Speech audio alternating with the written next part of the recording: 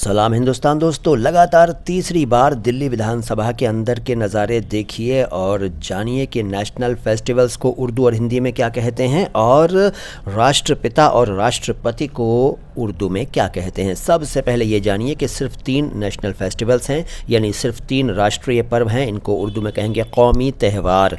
त्यौहार कह सकते हैं लेकिन त्यौहार लिखा जाता है उर्दू में। कौमी त्यौहार 3 है। नंबर 1 रिपब्लिक डे और इसका हिंदी अनुवाद है गणतंत्र दिवस। गणतंत्र दिवस इसको उर्दू में कहते हैं यौम जमहूरिया। दूसरा है इंडिपेंडेंस डे यानी स्वतंत्रता दिवस यानी यौम आज़ादी।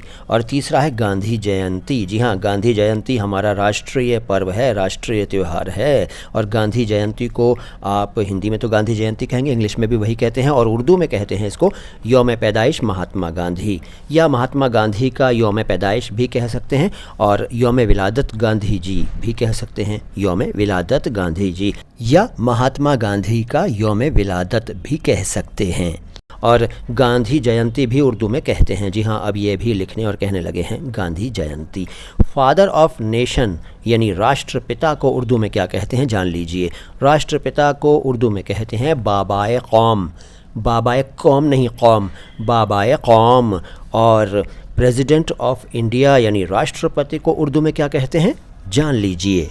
प्रेसिडेंट ऑफ इंडिया को उर्दू में कहेंगे सदर जमहूरिया। सदर जमहूरिया।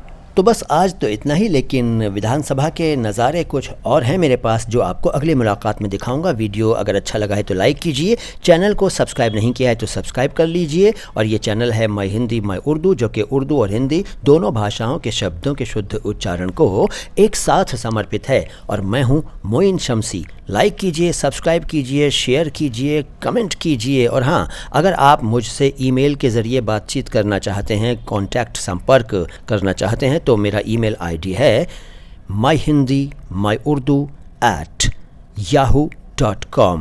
इस आईडी पर आप मुझे मेल कर सकते हैं। सलाम हिंदुस्तान।